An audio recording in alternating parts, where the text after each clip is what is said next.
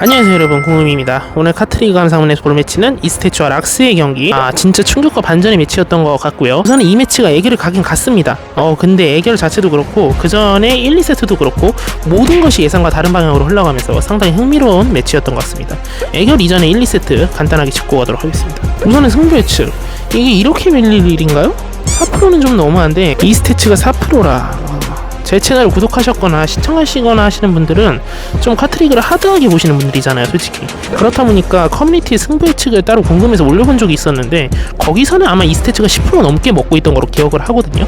계속해서 보겠지만 이스테츠 결국 약하지 않습니다. 자, 1세트 스피드전은 일단 락스가 약한 세트이긴 한데 이전 하나의 매치에서 풀스코어를 가면서 생각보다 괜찮다. 이스테츠가 어쨌든 5강 프로팀에서 안타깝게도 약체로 많이 평가를 하시기 때문에 락스가 스피드도 딸 수 있고 아이템전은 무조건 딴다, 이런 예상도 많았거든요. 뚜껑을 열어보니 락스의 스피드 폼이 꽤 괜찮았고요. 이번에도 사상호 선수가 스피드에 출전을 했고 평균 순위는 867로 정확히 딱 7.0을 기록했습니다.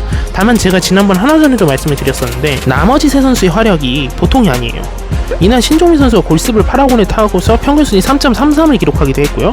이전에 락스 로스터에서 신종민 선수가 대체해서 들어올 때 이번 시즌 신종민 선수에게 주어지는 롤은 분명히 다를 것이다 라고 말씀을 드린 적이 있는데 흰손은 오히려 이재욱 선수가 탑승을 하게 되고 신종민 선수에게 골스블이나 8학원 같은 바디를 계속 주고 있거든요.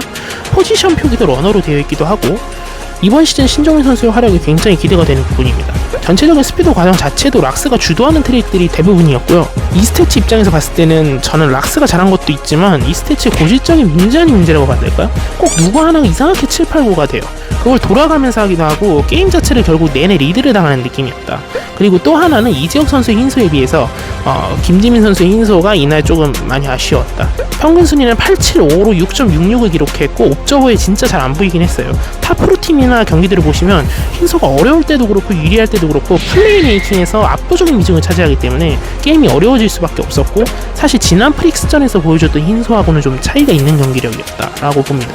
2세트 아이템전으로 가보죠. 그래서 그나마 가능성 있는 스피드전은 이스테츠가 내줬으니 이거 오랜만에 6대0 경기 하나 나오나 싶은 분들도 많았을 것 같아요.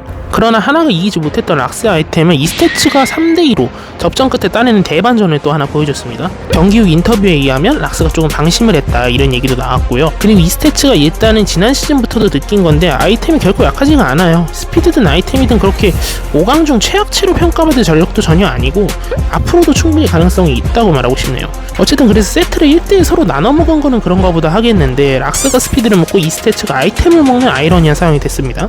그렇게 애결을 가고요. 역시나 락스 쪽은 말하면 입이 아픈 이재욱 선수일 것이고 이스테츠가 조금 긴가민가 하긴 했는데요.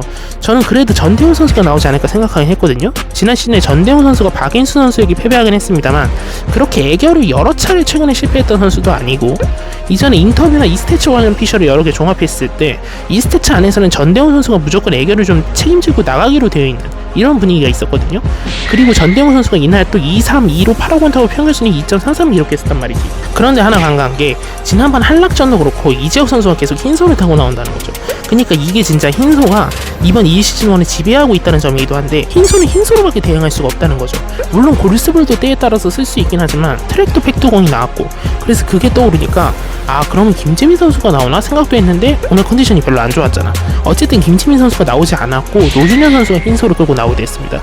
이거는 내부적으로 스크림이나 이전 시행착오의 과정에서 노준현 선수가 흰소를 탔던 경험이 있던지 그리고 전대훈 선수는 개인전에 이번에 또 못 출전했잖아. 노준현 선수는 어쩔 수 없이 흰소를 거기서도 많이 탈 수밖에 없거든요. 아마 그 이유가 좀 크지 않았을까 생각이 좀 듭니다. 그렇게 노준현 선수는 애결 데뷔전을, 이재욱 선수는 벌써 13번째 애결을 치르게 되고요. 통해서 또 아마 흰소 대 흰소 매치가 펼쳐집니다. 조금 이제 스포 아닌 스포인데요. 사실 볼만한 포인트가 많이 없습니다. 보신 분들은 대충 좀 짐작 가는 얘기도 하실 텐데요.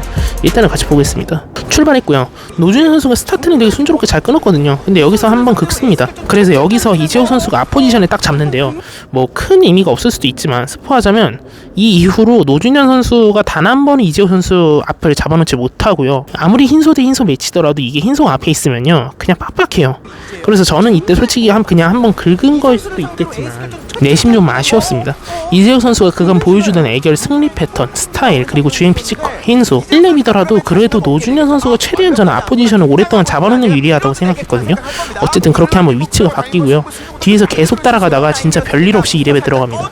프레스 구간에서 살짝 노준현 선수 라인이 벌어지고요. 자, 여기까지 왔는데요. 제가 아까 말씀드린 그 1렙의 노준현 선수가 긁은 구간, 그때부터 지금까지 이재혁 선수 뒤를 내내 따라오고 있거든요. 드리프트는 계속 터져요. 근데 도저히 벗겨낼 틈이 안 나와. 이러면 뒷사람은 언제 이걸 뚫어낼 수 있을지, 그러다가 나중에 울며 겨자 먹기로 직부를 시도해야 될 수도 있는 거고, 굉장히 조급해지는 시점이죠. 그러다 쭉 끄는 구간에서 보시는 대로 그렇게 노준현 선수의 실수로 한순간에 희비가 갈리게 되었던 것입니다. 많은 분들은 뭐 역대급 노잼 애결이다 이런 얘기도 하시는데, 원래는 이런 류의 경기도 꽤 있었고요. 이재혁 선수가 어떻게 보면 찍어 누른 경기라고 볼 수도 있고, 사실 지난 한락전에서 배성민 선수에게 패배했던 것에 아쉬웠던 락스팀 팬분들은 되게 갈증이 해소될 수 있는 이재혁 선수의 경기 운영이었다. 반면에 노준현 선수는 애결 데뷔 전부터 좀 강한 상대였기는 했지만 또 계속 모습을 볼 수 있었으면 좋겠어요. 저는 늘 애결 주자에 대해서는 새 인물이 나오는 것이 항상 반갑긴 합니다. 그렇게 이스테츠와 락스의 경기는 락스가 2대1로 승리를 거뒀고요. 락스가 2경기를 치렀는데 2경기 다 애결을 갔죠.